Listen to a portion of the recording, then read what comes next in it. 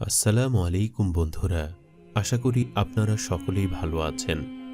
বাদশাহ সাইদুন কিভাবে একজন পরীকে বিয়ে করেছিলেন আর তাদের মেয়ে সাবার রানী বিলকিসকে কেন নবী সুলাইমান আলাইহিসসালাম আক্রমণাত্মক চিঠি পাঠিয়েছিলেন, সেই ঐতিহাসিক গল্পটি আজ আপনাদের সাথে শেয়ার করব। তাই ভিডিওটি অবশ্যই শেষ পর্যন্ত দেখবেন। একদা বাদশাহ সাইদুন শিকার করতে তীর নিয়ে জঙ্গলের দিকে যাচ্ছিলেন। জঙ্গলে এসে তিনি দুটি সাপকে লড়াইরত অবস্থায় দেখতে পেলেন। সাপ দুটির মধ্যে একটি ছিল সাদা আর অন্যটি কালো। কালো সাপটি ক্রমাগত সাদা সাপকে আক্রমণ করেই যাচ্ছিল। তখন বাদশার মনে সাদা সাপটির জন্য অনেক দয়া হলো, তাই তিনি কালো সাপটিকে তীর নিক্ষেপ করে মেরে ফেললেন। সাথে সাথে সাদা সাপটি একটি মানুষের রূপ ধারণ করল। বাদশাহ ভড়কে গেলেন। তখন সাদা সাপরূপী মানুষটি বলল, আমাকে দেখে ভয় পাবেন না, আমরা মনুষ্য জাতির কেউ নই, আমরা হচ্ছি জিন জাতি। আমি জিনদের রাজ্যের রাজা। আমার একমাত্র আদরের মেয়েকে আমি খুব ভালোবাসি। আমারই মন্ত্রী আমার মেয়েকে বিয়ে করার প্রস্তাব দেয়, কিন্তু আমি সেই প্রস্তাবে রাজি হইনি। তাই সে আমার সাথে মনুষ্যলোকে ঘুরতে এসে আমাকে মেরে ফেলার চক্রান্ত করেছিল, যাতে সে আমার মৃত্যুর পরে আমার মেয়েকে বিয়ে করে সিংহাসনে বসতে পারে। কিন্তু আপনি তার হাত থেকে আমার প্রাণ বাঁচিয়েছেন। আমি আপনার প্রতি কৃতজ্ঞ। বলুন, আপনার কি চাই? আমি কথা দিচ্ছি, আপনি যা চাইবেন আপনাকে তাই দেব। জিনের মুখে এসব অদ্ভুত কথা শুনে বাদশাহ সাইদুন খুবই অবাক হলেন। তিনি কোনোভাবেই এসবে বিশ্বাস করতে পারছিলেন না। তখন বাদশাহ সাইদুন ওই জিনকে বললেন, আমি নিজেও একজন বাদশাহ, ধন সম্পদের আমার কোনো কমতি নেই। আমি তোমার কাছে কি চাইব, আর আমাকেই বা তুমি কি দিবে? তখন জিনটি বলল, আপনি একবারে চেয়ে দেখুন। তখন বাদশাহ সাইদুন বললেন, বেশ, তবে আপনার মেয়েকে আমার সাথে বিয়ে দিয়ে দিন। যেহেতু জিন আগেই কথা দিয়ে ফেলেছিল, তাই সে আর অমত করতে পারল না। জিন বলল, কিন্তু আমার মেয়ে যেহেতু জিন জাতির, তাই সে আপনার সাথে বিবাহের পর অনেক অদ্ভুত কর্মকাণ্ড করতে পারে। তবে তার কোনো কর্মকাণ্ডের ব্যাপারে আপনি তাকে কোনো প্রশ্ন করতে পারবেন না। যদি করেন তাহলে আমার মেয়ে আপনার সংসার ছেড়ে চলে যাবে। বাদশাহ সাইদুন এই শর্তে রাজি হলেন। অতঃপর ওই জিনের মেয়ের সাথে বাদশাহ সাইদুনের বিয়ে হয়ে গেল। তাদের সংসার ভালোই কাটছিল। কয়েক মাস যেতেই তাদের একটি পুত্র সন্তান জন্ম নিল। একদা বাদশাহ এবং তার স্ত্রী পরী সারাবিল তাদের পুত্র সন্তানকে নিয়ে কোথাও ঘুরতে যাচ্ছিলেন। এমন সময় জঙ্গলের রাস্তায় একটি বাঘ তাদের সামনে আসলো। রানী সারাবিল তার পুত্র সন্তানটিকে বাঘের কাছে দিয়ে দিলেন। বাঘ ছেলেটিকে নিয়ে জঙ্গলের মধ্যে চলে গেল। রাজা তার স্ত্রী রেহেন কর্মকাণ্ডে হতবাক হয়ে গেলেন, কিন্তু তিনি কিছু বললেন না, কারণ তিনি যদি কিছু বলেন তাহলে তার স্ত্রী তাকে ছেড়ে চলে যাবে। এরপর তাদের আরেকটি কন্যা সন্তান জন্ম নিল, কিন্তু সেই সুখও বেশি দিন বাদশার কপালে সইল না। একদিন মাঝরাতে ঘুম থেকে উঠে দেখলেন তার স্ত্রী আগুন জ্বালিয়ে তার কন্যা সন্তানটিকে পুড়িয়ে ফেলছেন, কিন্তু তিনি এবারও তার স্ত্রীকে কিছু বললেন না। অতঃপর একবার শত্রু রাজ্যের সাথে রাজার সৈন্যদের যুদ্ধ চলাকালীন একদিন রাতের বেলাকে সৈন্যদের জন্য মজুদকৃত সব পানি রানী সারাবিল ফেলে দিলেন। এই দৃশ্য সৈন্যদের মধ্যে একজন দেখে ফেলল। পরদিন সে এসে বাদশার কাছে নালিশ জানালো। এবার বাদশাহ খুবই রেগে গেলেন। তিনি তার স্ত্রী সারাবিলকে দরবারে ডেকে পাঠালেন আর তাকে বললেন, আমি অনেকদিন যাবৎ তোমার এসব কর্মকাণ্ড সহ্য করছি, কিন্তু আর সম্ভব নয়। তুমি কেন সৈন্যদের জন্য মজুদ করে রাখা পানি রাতের বেলায় গিয়ে ফেলে দিয়েছ? তুমি কি চাও আমরা শত্রু রাজ্যের কাছে হেরে যাই? তখন সারাবিল বললেন, যেহেতু আপনি আমাকে আমার কর্মকাণ্ডের কারণ জিজ্ঞেস করেছেন, তাই শর্ত অনুযায়ী আমি আপনার সংসার ছেড়ে চলে যাব। তবে আমি যাওয়ার আগে আমার প্রত্যেকটি কর্মকাণ্ডের কারণ আপনাকে জানিয়ে যাব। আমি সেদিন আমাদের ছেলেকে বাঘের কাছে দিয়ে দিয়েছিলাম, কারণ সে আসলে বাঘ নয়, আমার ভাই ছিল। আমার মা বাবা আমাদের ছেলেকে দেখতে চেয়েছিলেন, তাই আমি আমার ভাইয়ের হাতে আমার ছেলেকে তাদের কাছে পাঠিয়েছিলাম। কিন্তু দুর্ভাগ্যবশত সেখানে গিয়ে সে অসুস্থ হয়ে মারা যায়। আর আমাদের মেয়েকে যে আমি সেদিন আগুনে পোড়াচ্ছিলাম, সেটিও আমার বাবা মার কাছে তাকে পাঠানোর একটি মাধ্যম ছিল। কিন্তু সে জীবিত আছে এবং অনেকটা বড় হয়ে গেছে। আমি চলে যাওয়ার আগে তাকে আপনার কাছে দিয়ে যাব। আর আপনার সৈন্যদের মধ্যে একজন শত্রু রাজ্যের কাছে বিক্রি হয়ে গিয়েছে। সে রাতের বেলা সৈন্যদের মজুদকৃত পানিতে বিষ মিশিয়ে দিয়েছিল, তাই আমি পানি ফেলে দিয়েছিলাম। এসব শুনে রাজা নির্বাক হয়ে গেলেন। অতঃপর তার স্ত্রী সারাবিল তাকে ছেড়ে চলে গেল এবং তাদের কন্যা সন্তানকে তার কাছে দিয়ে গেল। অতঃপর বাদশাহ সাইদুনের মৃত্যুর পর তার কন্যা বিলকিস সিংহাসনে আরোহণ করলেন। তখন অন্য আরেক রাজ্যে নবী সুলাইমানের রাজত্ব চলছিল। একদা তিনি পাখিদেরকে নিয়ে একটি মিটিংয়ে বসেছিলেন। তিনি দেখলেন সেই মিটিংয়ে তার পছন্দের পাখি হুদহুদ নেই। তিনি উপস্থিত সবাইকে জিজ্ঞেস করলেন, হুদহুদ কোথায়? তোমরা কেউ কি তাকে দেখেছ? তখন সবাই বলল, না, সে কোথায় গেছে তার সম্বন্ধে আমাদের কারোর কোনো ধারণা নেই। তখন আল্লাহর নবী খুবই রেগে গেলেন আর তার অনগত এক জিনকে ডেকে বললেন, যাও, তুমি হুদহুদকে খুঁজে নিয়ে এসো।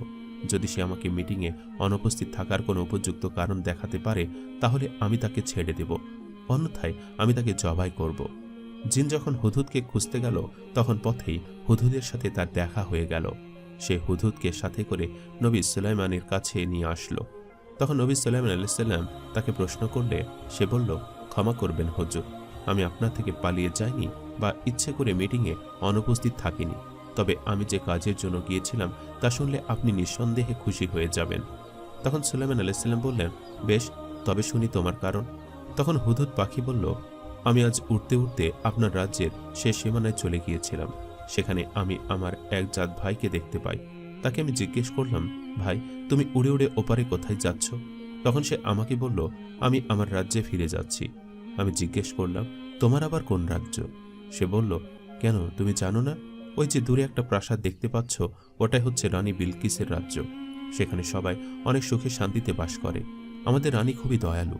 আমি খুবই কৌতূহলী হয়ে তার সাথে তাদের রাজ্যে যেতে চাইলাম। বিশ্বাস করুন হুজুর, মহারানী বিলকিসকে দেখে আমি প্রশংসা না করে পারলাম না। সে অতীব সুন্দরী। আমি দেখলাম তার চারপাশে দাসীরা তার সেবা করছে। অত্যন্ত সৌন্দর্যমণ্ডিত প্রাসাদে সে যেন চাঁদের মতো জ্বলন্ত কোনো পরী। তাকে দেখা মাত্রই আমার মনে হলো একমাত্র ইনিই হচ্ছেন আমাদের নবী সুলাইমান আলাইহিস সালামের স্ত্রী হওয়ার যোগ্য। হুদহুদ পাখির কথা শুনে নবী সুলাইমান আলাইহিস সালাম খুবই খুশি হলেন। তিনি বললেন, তোমার এই কথা যদি সত্যি হয়ে থাকে তাহলে আমি তোমার জন্য আল্লাহ তাআলার কাছে দোয়া করব যাতে তোমার বংশানুক্রমে তোমার জাতির একটি বিশেষ চিহ্ন তিনি দান করেন। ধারণা করা হয় হুদহুদ পাখির মাথায় মুকুটের মতো অংশটি সুলাইমান আলাইহিস সালামের সেই দোয়ার কারণে সৃষ্টি হয়েছিল। হুদহুদ পাখি বলল, কিন্তু তাদের মাঝে আমি সবচেয়ে বাজে যে বিষয়টি দেখেছি তা হচ্ছে ওই রাজ্যের সকলে সূর্যের পূজা করে।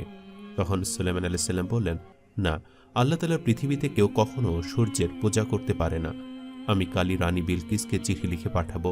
চিঠিতে তিনি ওই রাজ্যের মানুষদেরকে সূর্যের পূজা ছেড়ে দিয়ে আল্লাহর একত্ববাদের প্রতি বিশ্বাস স্থাপন করতে এবং আল্লাহর ইবাদত করতে আহ্বান জানিয়েছিলেন।